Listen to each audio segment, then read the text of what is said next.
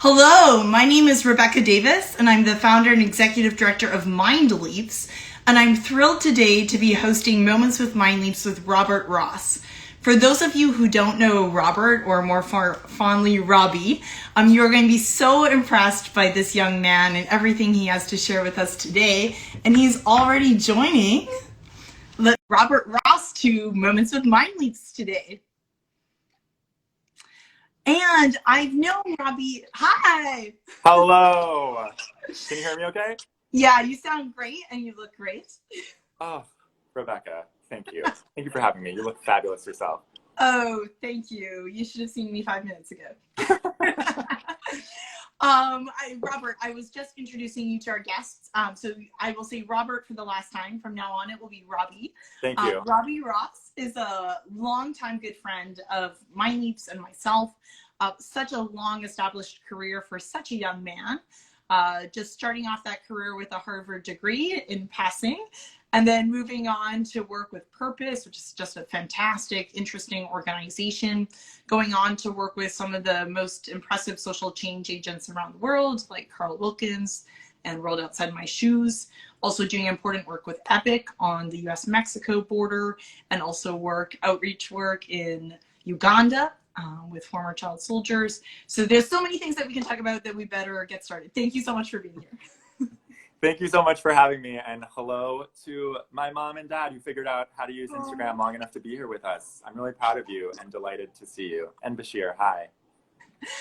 Robbie, if it's consolation for your parents, my mom is upstairs listening to the interview too. That's awesome. I always forget when I'm speaking with you that if I actually go through your entire CV, that the whole interview time will be over and we won't actually have started talking.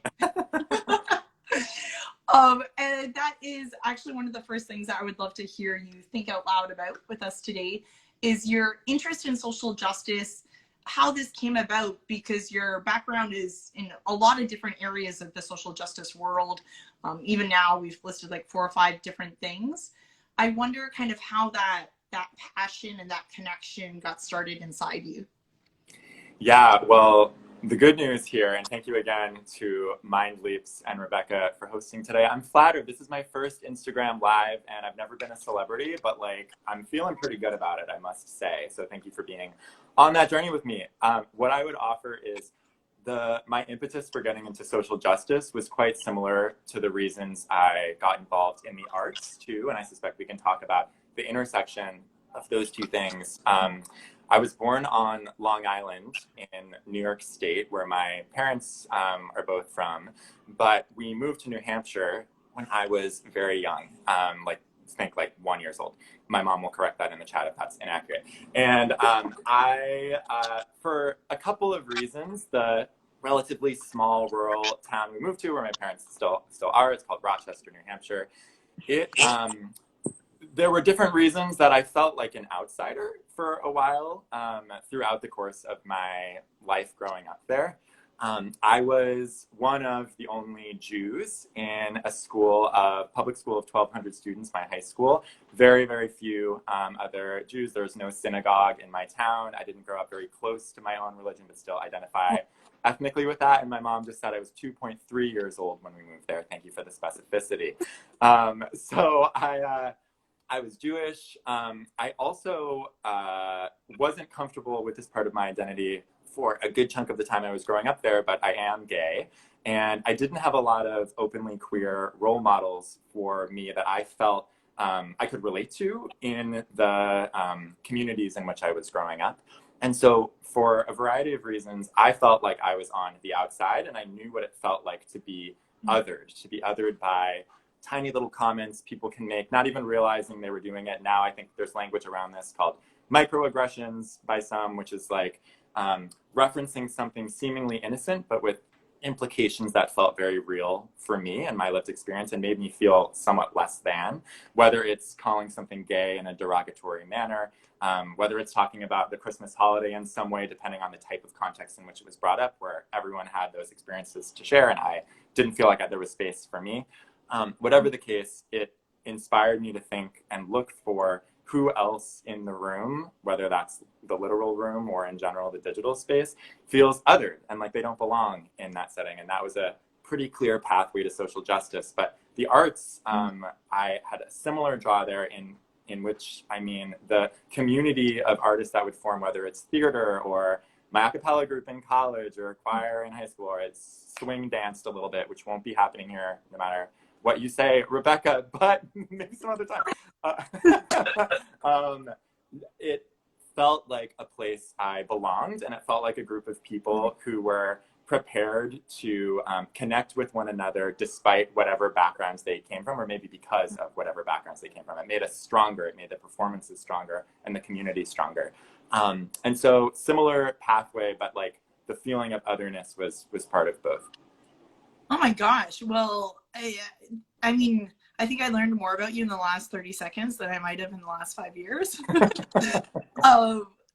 You know, one thing of the many things that you've just pointed on is, you know, the arts, like, you know, so many of us who work in the arts in like whatever element of the arts that is, you know, we kind of sometimes, I think, struggle to find the right words for it, because that's the power of the arts, or is that you don't have to use literal words to express things. Yeah. But, you know, everyone talks, especially in my world of dance, like, you know, we say like, oh, like dance saved our lives, or like dance saved us, like, which of course, like literally is not what happened, right? You probably got injured dancing instead.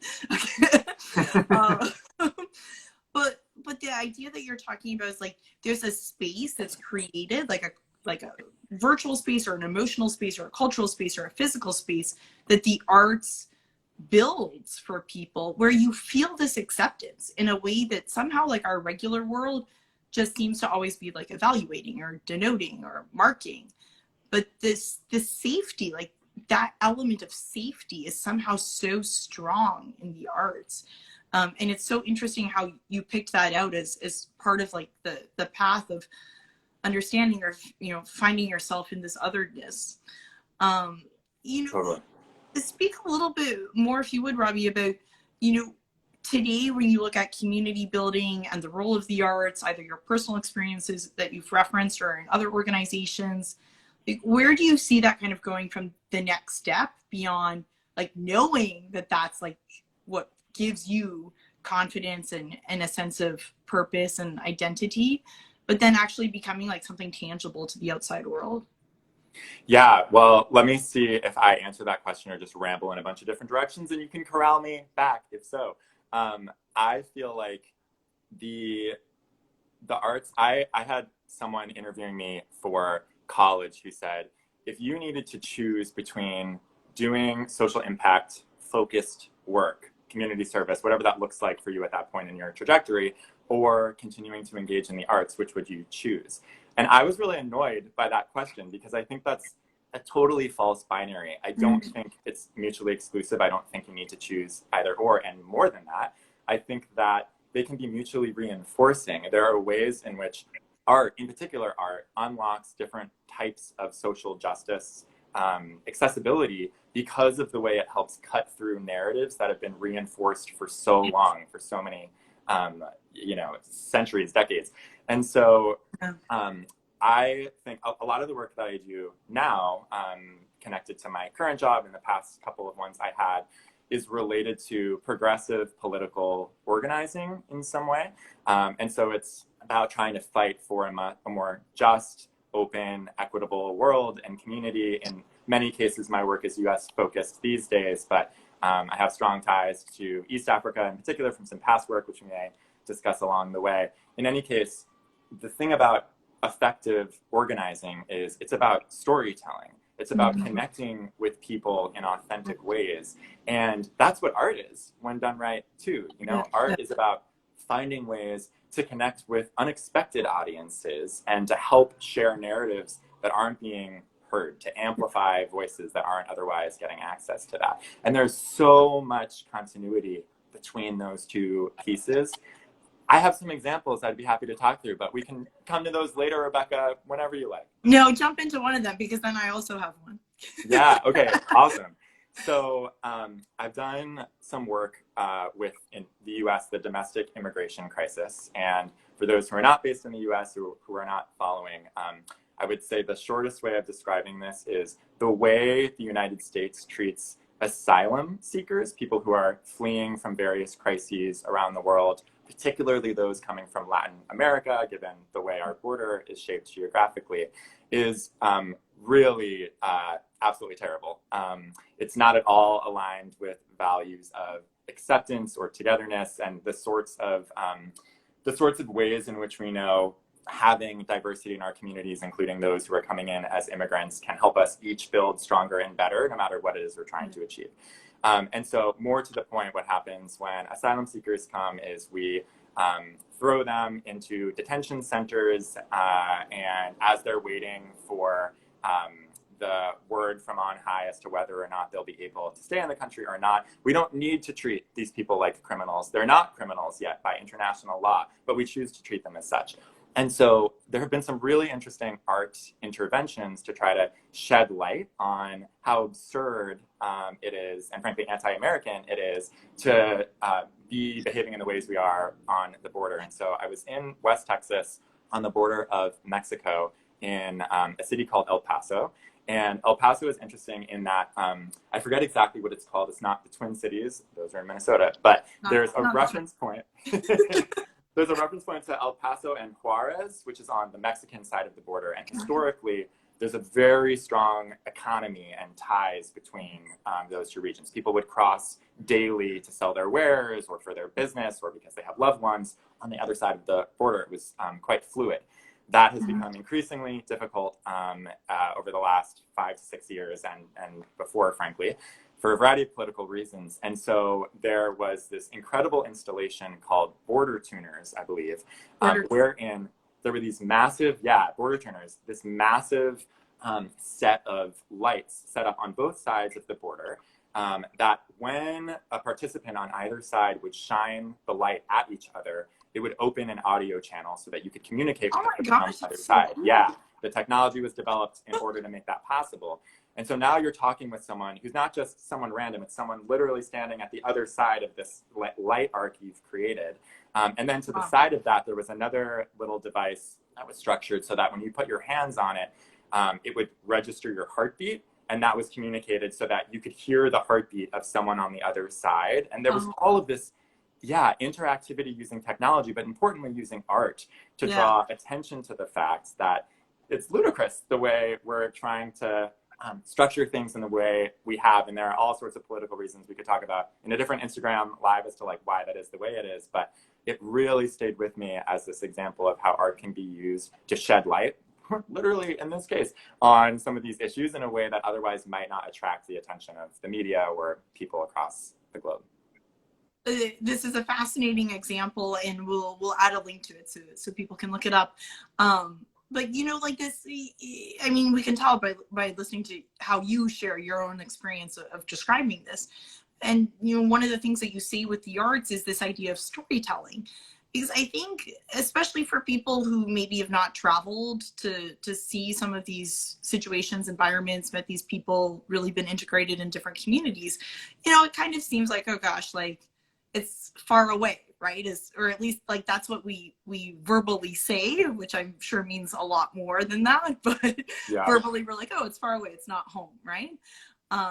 And when MindLeaps was working on Darfur, that was exactly the same example. We thought, this is Darfur, like people are never going to find it on a map. But at the same time, like what's happening there is a human tragedy, and there's nothing that really should separate that story from a story in America. Totally. But we could only get people to really connect to it by telling a particular story of one family through movement and through music in a way that doesn't feel foreign to an American audience. Yeah.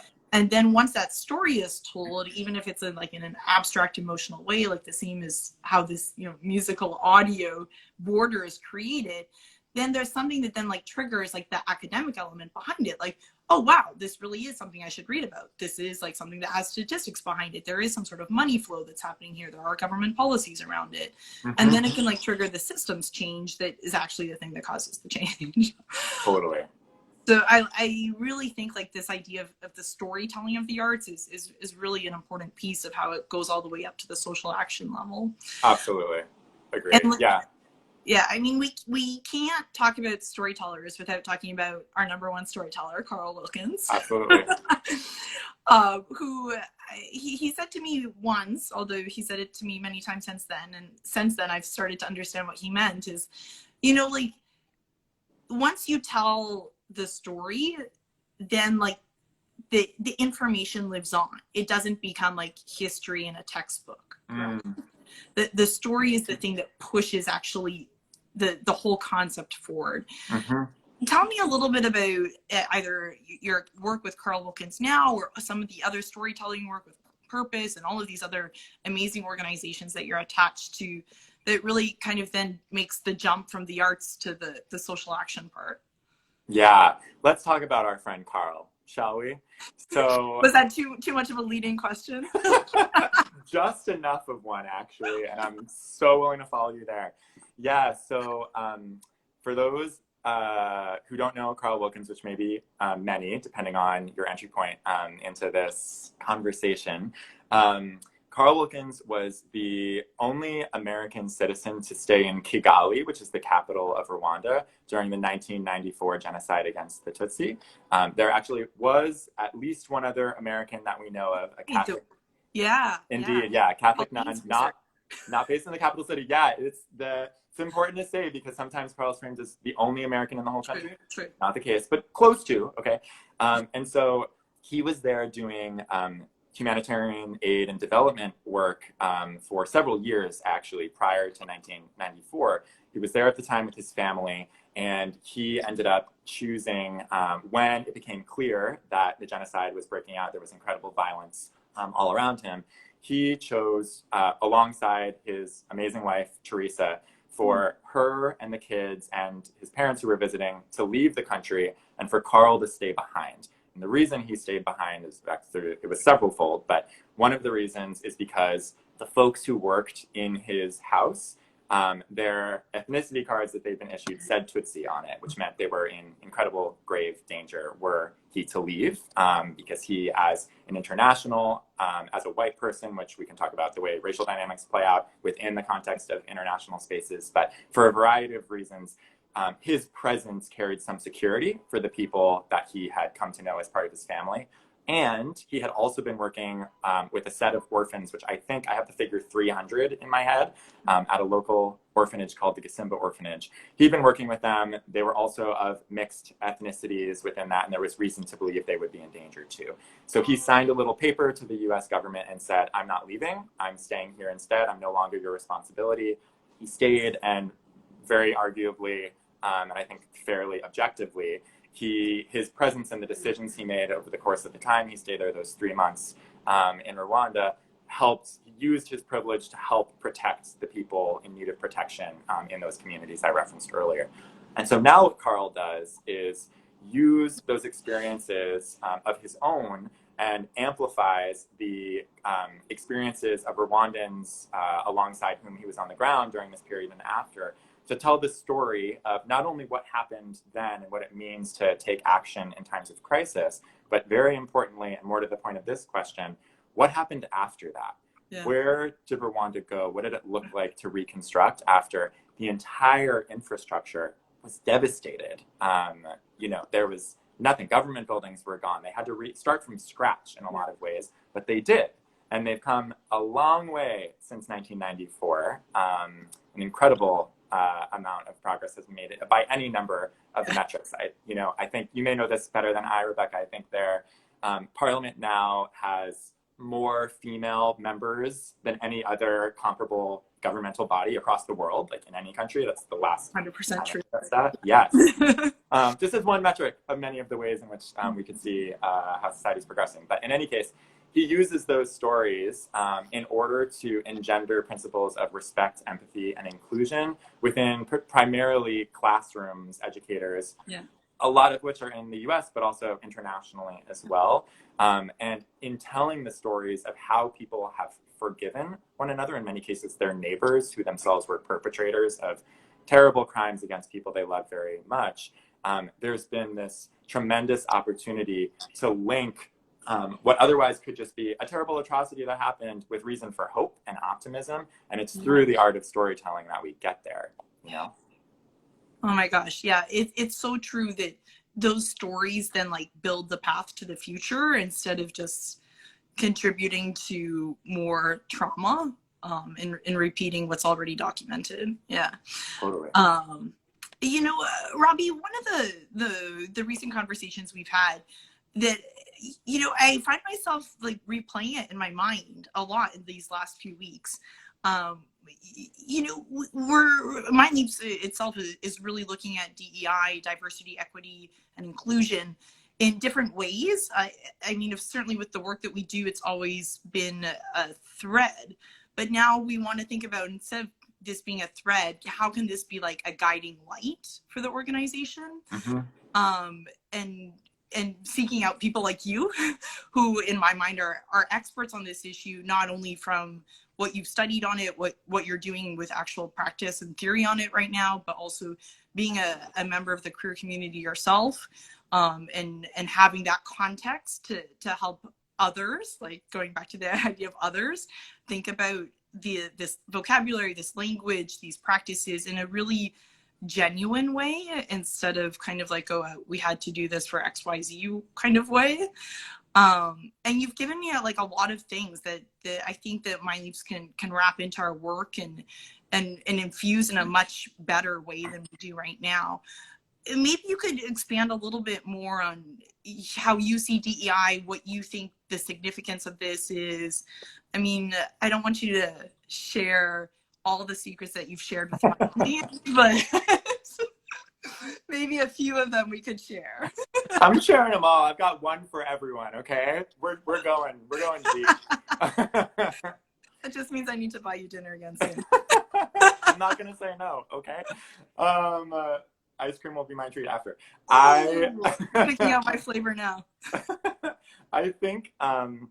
So your question is a good one, and it's a broad one, so we could take it in a number of different directions. The first thing I would say is, depending on which circle you're in, particularly I would say in the United States, but I could imagine this is global in a variety of ways, DEI can get a bad rap.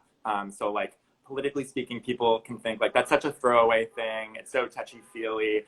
It doesn't actually make any difference. It's not going to inform, how well we function as a team. Okay, so my fundamental belief is that DEI, diversity, equity, and inclusion work at core is about making sure you're incorporating the absolutely essential perspectives that you're otherwise missing to do the thing better, whether that's to choreograph the dance in more interesting, unexpected ways, or whether that's trying to achieve a particular campaign goal for any different issue that you're working on. The work is stronger if you have people with different lived experiences and lenses, people in many cases perhaps who have been marginalized in different ways that by systems that weren't built for them, in order to help catch some of the pitfalls that are otherwise going to mean your work isn't as strong as it could be. And so really fundamentally, I think like there's a strategic element here.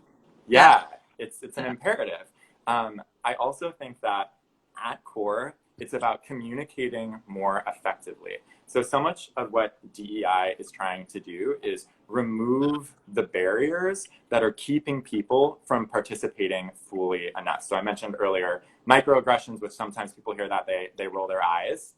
The reason I think this is important is because, to give an example of a microaggression, and this is some of the work we do at Cultivate and I think through and talk about in my day-to-day working with nonprofits and socially driven organizations. But if you are the only woman in a room of men, and there are more genders than just men and women, let's say, this is the composition we have, and everyone is speaking to one another and you say something and no one looks at you, and in fact everyone is sort of facing away from you. If that happens to you day in and day out, as it does to many people who are in minority positions within communities, there's a psychic toll that takes that's going to make me as a participant less likely to want to participate and share ideas or take risks, and certainly less likely to stick around for the long run. And that's really a shame, because I have a lot of good ideas and you could have benefited from them, and now I'm out of here. And so what DEI I think at core is about is understanding that so much of the challenges are unintentional. We're not talking about, sometimes we are, but more often we're not talking about overtly racist, sexist individuals in the workplace. And where we are, we should be talking about them and something should be done. And often something Sure. is, Yeah. because it's quite tangible. But what we're talking about is on the fringes. It's that I didn't mean to, my intentions were good, that all the sand still carried an impact, you know, that weighs on someone else. And it's also not about being perfect. Like I make mistakes all the time. Each of us are going to continue making mistakes, no matter how much we've thought about this. But it's about owning that and acknowledging that in service of making sure that we're communicating more effectively and not accidentally putting someone down or taking an idea off the table without even realizing we've done that, because we don't see the power dynamics at play in the room, you know? Oh my gosh, like, this is an excellent explanation, more than an explanation, of DEI. And, you know, like, as somebody who works in social emotional learning and also runs an organization, like, I think about, you know, and it's different from what you're saying, but it's the same parallel, which is, you know, what we train our trainers to do if they're teaching kids in a dance class is that if a kid tries something and the kid does like the wrong movement, like, you don't say no, you don't say wrong, you say like, okay, well, let's try another way, because it's the same thing as what you just described. Is if everybody turns away from you, then like that person shuts down. And like, we train ourselves not to treat kids like that. Like, don't let the kid shut down, right? Find language to allow the kid to still stay inside the environment, still find his or her place. But yeah, but then as soon as we go to the adult environment, we're like, oh, just do whatever's most efficient, right? Totally. And the point of it is that that's not the most efficient, right? Yeah, right. It's not. It's just a complete myth, and we're kidding ourselves if we think that's true. And I'm so glad you bring up the social and emotional component. Part of the reason I love MindLeaps, check it out at the link below, or click the button wherever. I did not pay Robbie to say that. It really, social and emotional learning is such a critical part of so much of the work I do in the social justice world. Related to a lot of my work is about internally in organizations, just really purely trying to get people to treat each other better, trying to get people to not create toxic work environments that I don't want to go to, and then I ultimately quit, because we can't afford to do that. The social justice causes we're fighting for are way too important for that to be the case. So a lot of work I do is related to the fact that if only there was more of an emphasis on social and emotional learning across everyone from a young age, you know, because oftentimes the work that I do, and perhaps this is connected to some like the arts and culture world, but the work I do, very rarely is it people in these positions who are like building a widget just as like a member of a conveyor belt. Like, we're talking about like people driven work where we need to engage with one another, and wherever that's the case, like, it's about having the emotional intelligence, about knowing active listening, about being able to see and hear one another in service of them building better. And all of that is lost. Like, it's not just about like knowing how to like do the math well enough to make the thing happen. Very rarely. If you're an accountant, bless you, that's great. You could probably also benefit from social and emotional learning. It would make you do your job better too. So I love that that's your focus, Rebecca. I can hear my treasure not in my ear right now. Okay, so you know that I have to ask you this question, because as our fellow friend Jesse knows, is I can't talk to you guys for more than 30 minutes without saying Harvard. So Harvard. There it is. Okay, so Robbie, you went to Harvard, and then so you're like obviously academically inclined. I'll just state the obvious, and probably your parents will confirm. And then you've now like gone to places like Uganda. You've gone to the U.S.-Mexico border. You know, currently living in New York. You know, all of these mixtures of different environments. Your work with DEI, your work with social justice. How do you kind of connect? And I know they're not separate things, but how do you kind of connect this academically oriented mind with a true belief that you want to see real impact, like practical change in the world? Right. Harvard, least practical place on earth. First of all, with the Harvard mention in the shadows there, part of the reason I don't talk about that too often is because I don't want, when I work with kids, I worked at a school called the School for Ethics and Global Leadership for a while. And the last thing I want to have happen is for people to think that you need to have thrown the dice and for some random arbitrary admissions officer to think like you're the one they want, like totally arbitrarily, to get into a place is the only way to affect change and have a path. Like, no, that's absolute garbage. whatever. It was a great place to go. There are a lot of great places to go. But in any case, I think the way I'm inclined to answer that, Rebecca, is I've struggled, frankly, in my own career and choices around the work I do with this question of how far to zoom in and how far to zoom out. So to put that another way, I feel most personally fulfilled when I have direct contact with the communities I'm like trying to serve or work alongside. And so when I was a teacher, when I was working in a school, every day I ended the day totally exhausted, to be clear. And it was a boarding school, so it was a late end of the day, but I also felt incredibly rewarded because the impact was very obvious to me. It was these kids right in front of me. You get to experience that. On the other hand, sometimes I would feel frustrated. I would think like, well, but it's just these 24 kids. And like, I don't know, should I be like making some sort of more like at scale impact? Because there's a lot that needs to get done out there. Like the world is on fire in however many ways. And so then I would zoom out and I worked at a place like Purpose, where I was for 6 years, which is essentially, it's a digital agency that tries to like come up with creative campaigns. So like the video content and the narrative strategy to mobilize people around progressive issues, climate change, human trafficking, you name it. And that was pretty much the opposite. That was as high level as I could go. It was about mobilizing thousands, tens of thousands, hundreds of thousands of people, but it wasn't that one-to-one contact. And I went there and I thought, oh, this is a Goldilocks situation because here I am missing that personal contact we had. And so the reason I bring those two things up in response to this question of like academia and hands-on work is because what I'm still learning is I think it's okay to let your pendulum swing a bit between those two elements. And I work a lot in recruiting right now within the social justice space. And one myth I want to bust is that you can't switch careers, or like there's something wrong with taking a different path partway through. That couldn't be further from the truth. There's so many skills that are highly transferable in today's world, highly transferable. And so I have found solace in knowing like I don't need to figure it out right now. I'm just gonna like trust my gut, look for opportunities to make impact in ways that feel authentic and resonant with me.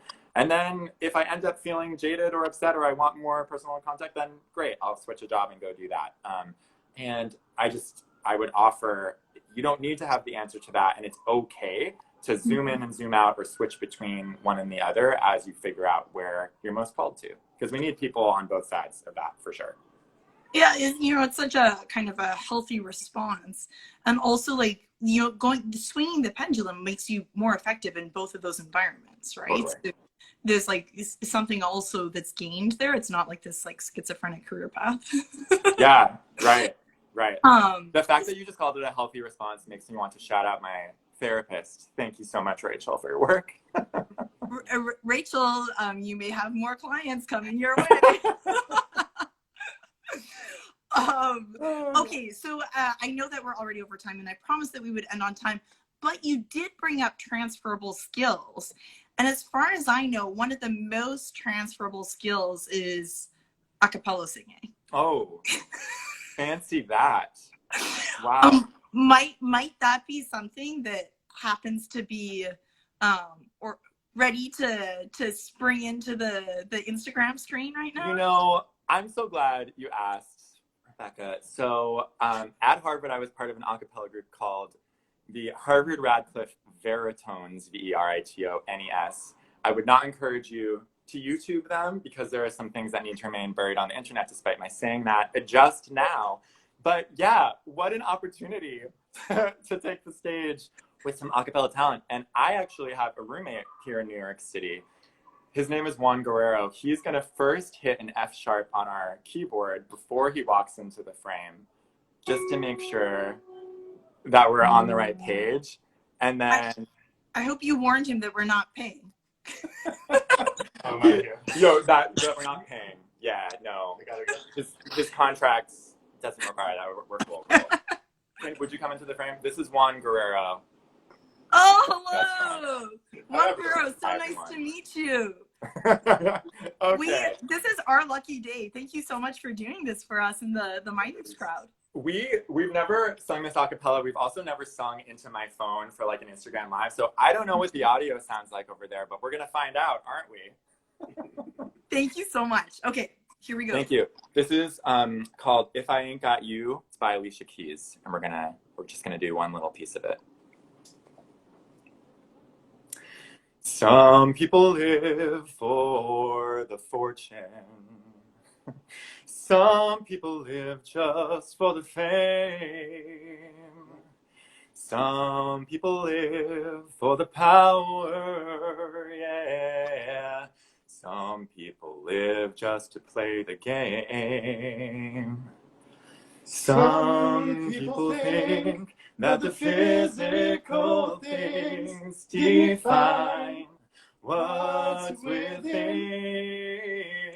I've been there before, and that life's a bore so full of the superficial. Some people want it all, but I don't want nothing at all. If it ain't you, baby, if I ain't got you, baby. Some people want diamond rings, some just want everything, but everything means nothing if I ain't got you, yeah. Thank you for doing Wow! that. Standing ovation! Oh my God. My Venmo is, just kidding, donate to MindLeaps. Juan Guerrero, thank you so much. This is also Jack, who's a big part of it. Standing ovation for all three. Plane tickets on the way for encore performance in Kigali, Rwanda. Yes. Robbie, thank you so much. Our Instagram is exploding here with comments and applause for all of you. Thank you so much for such a wide-ranging, enlightening, and beautiful and harmonious conversation, Robbie. Thank you. Truly my pleasure. Thank you for hosting it. And more than that, thank you for all your good work to you and the whole team. Huge fan. Everyone should be. Keep it up. Thank you, Robbie. You make us better. Okay, everybody. See you next week. Thank you. A pleasure. Bye, Rebecca. See y'all. Bye.